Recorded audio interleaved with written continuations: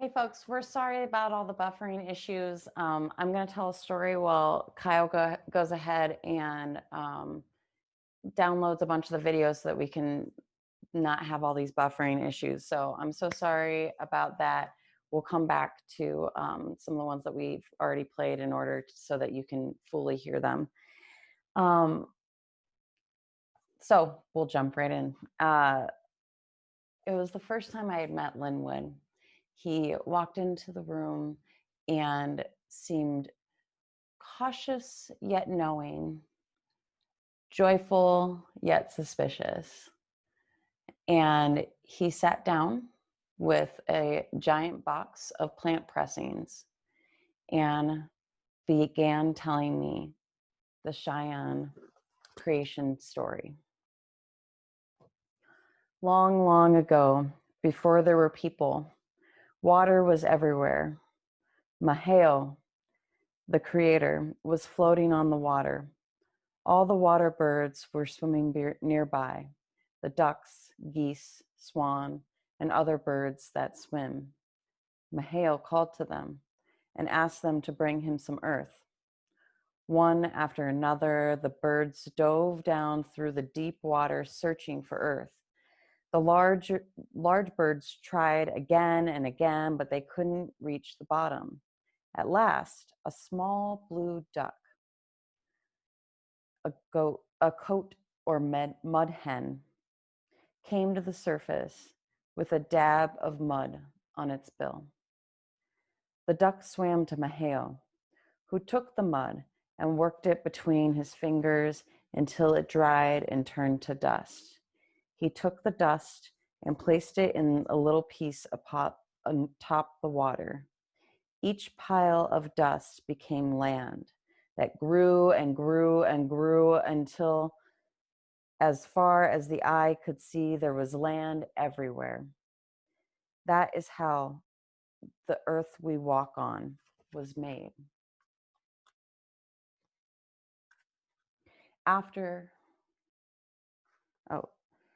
What struck me about the story of the mud duck was what he said after the traditional story was that mud hens are not eaten. Maheo said, since you helped me to create this land, we will not allow our people to eat you. And he made their meat taste like mud. It reminds me of an analogy that the African American community uses where, as Angela Davis would say, what is considered knowledge is just grabbing things by the root. Or sorry, what is considered radical is just grabbing things by the root. And as I spoke before, there's ways to dig up that root, and there's ways to create life with it.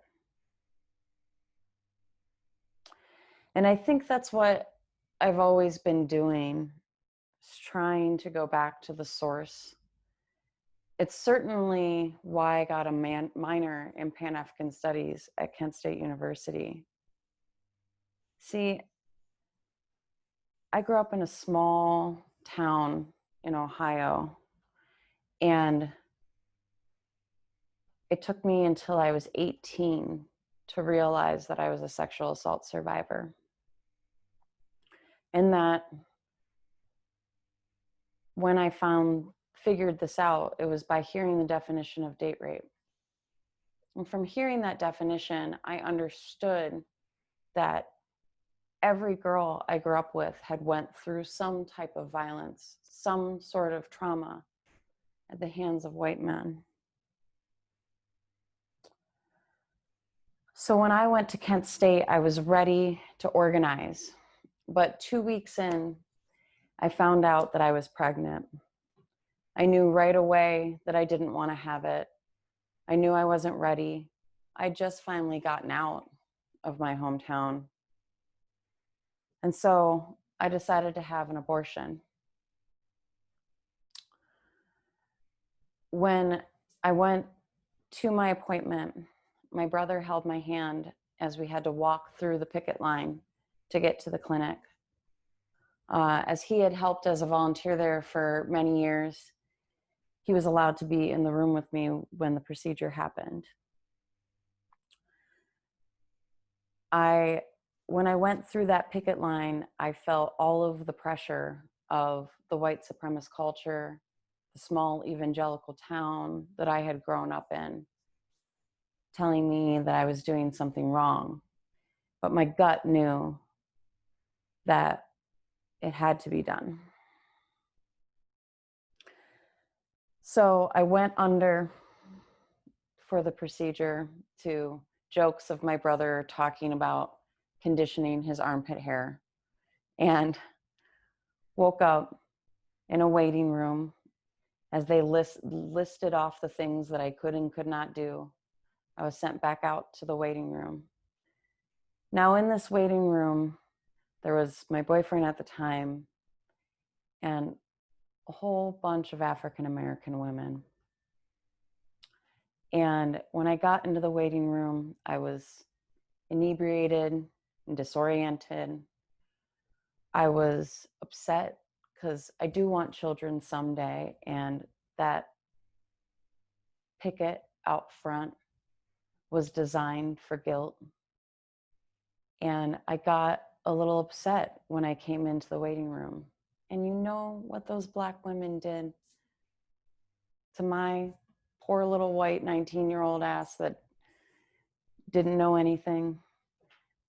They stood up and gave me a hug. They said, "You're just a baby yourself. You can't be having babies." And that was the first time in a very long time that I felt safe. So when I went back to school, I dived deep into organizing and the Pan-African Studies department. I worked on intersectional feminism and intersectional socialism in all the different student groups that I was in and helped steer. And as I did this, I was an English major with a focus on queer Marxist literary criticism. I spent my college years looking for a root, looking for origins, looking for why the world was such a mess. And I found such joy in finding roots before colonialism, roots before the Romans took over. So I understood the difference in culture and gender when Linwood continued on to explain how people were made, how South Man was first made from the right rib of Maheo, and North Woman was made from South Man's rib. And I found some strange beauty in it as he described North Woman as being cold and calculating. See, she was sent to the northern parts of the world where life was not so easy, and she had to use her intelligence to survive. And then he went to explain how Southman went to southern parts of the world where things were easier and plants grew lusciously, but that he was represented by the thunder that came every spring to welcome North Woman, the thunder that helps stimulants plants to grow. I thought there was such a beauty in thinking of women as cold and serious and intellectual, and men as loud and thunderous, and finding a place for both. Because I am forced to see the balance of gender within myself regularly. See, when shortly after my abortion, my brother used to be my sister and came out as my brother. And I was forced to look at and see how gender plays in our daily conversations, in the different moods and emotions within our lives. I can be cold and serious and calculating, to be taken seriously, and work off of my intelligence. And I can be loud and thunderous, shaking of emotion. And that it is the balance between these two things that help to make the crops rise. See, I've seen the protests of Iraqi, Afghani war vets crying against the military-industrial complex, the utter pain from seeing men taken off in black hoods, and the horrors of picking people off like sport. Paid witness to the shaking in voices as grandmothers would take the megaphone and talk about the systematic destruction of their neighborhoods, from redlining, suburbanization, the war on drugs, and mass incarceration, to predatory lending, lack of fresh food access, denial of basic health care, to their grandsons being target practice for our increasingly militarized police. I've joined my voice to the echo of the abuses of the white patriarchy that rarely is held accountable for the physical and psychological bruises and scars left on and in our bodies.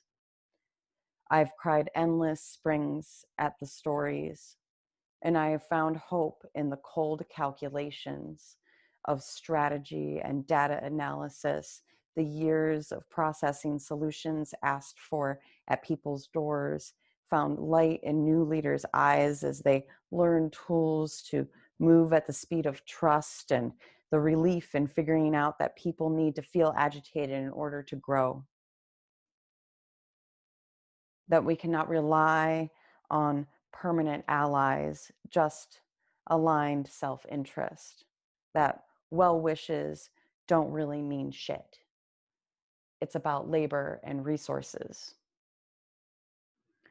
My own praxis telling me it is always both these things. Raw collective emotion fueling the cold, fearless strategy that brings authentic change. Lynn would continue to explain how women came from the left rib and men came from the right rib, and that when you have pain on one of those sides, that you must look at your relationships with either men or women in your life. This echo of our relationships' effects on our bodies was all too familiar. When I was raped again my senior year of college, was the first time I had gotten to be fully aware of trauma's effects on my body. See, while I was physically paralyzed when it was happening, I was for the first time able to speak, plea, yell, which resulted in him getting off of me. It would take 7 years of Kung Fu, yoga, EMDR, and acupuncture to get me to the place where I could fight instead of freezing in my own horror and disassociations, to get violent people off of me. I remembered miscarriages and sob stories of unacquainted love that took 3 years to heal my sacroiliac joint in my back. I knew the continual pain on my right side over my heart chakra during my search for a partner the last 2 years, and the erasure and relief of that pain as he proved he's not going anywhere.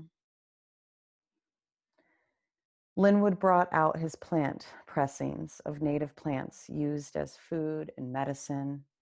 I drowned myself in the details: burley dock for stomach issues, serviceberry leaves for tea, that their echinacea was not the same as ours, explaining how when the plant is bitter, that it has good medicine. That often the best things for us are the hardest on our palate. That only through discomfort do we grow. I think to all the times I found myself the only white person in the room, having to answer for the injustices of generations of African American bodies continually enslaved by differentiating policies throughout the time, from Jim Crow to mass incarceration, from segregation to redlining, the first hired and first fired, the first to volunteer and the last to get paid. And I think, thank the goddess, because then I began to understand that my grandfather's tools were a form of generational wealth, and I could share it to remodel the womb. That the small funds gathered from an event could pay Black organizers and artists, that I could use my privilege to become a race trader, that I was meant to sit uncomfortable in countless rooms so I could break these cycles and begin to build something better. Linwood then looked at me and said that guilt is held in the neck and issues with freedom are held in our lungs. He looked at me, and years worth of diagnosis happened just in his one glance. See, after 18 years of the constant stress of being a community organizer has had me overwhelmed with cortisol and under constant adrenal fatigue, leading to an irregular thyroid disorder. And because I left for the and before I left for the reservation, I prayed to refine my yogic breath. I try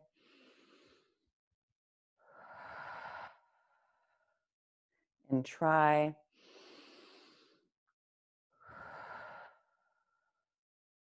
and try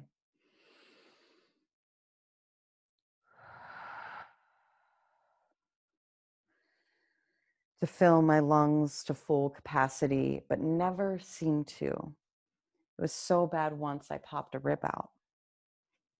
And he knew, and I couldn't fight the tears in my eyes. After doing this work for 18 years, he could see oppression scars on my body, because that's the thing about the white supremacist culture. It is always expressed or exercised on our bodies. That's why we are here, to free our bodies. Now, as we march day in and out to free Black bodies, I want you to think about how the white supremacist culture has molded you. How does it show in your physical form? Or are you privileged enough to only have it in your mind? How will you exercise it out? With daily practice, with one step in front of another? How will you exercise the white supremacist culture out of you?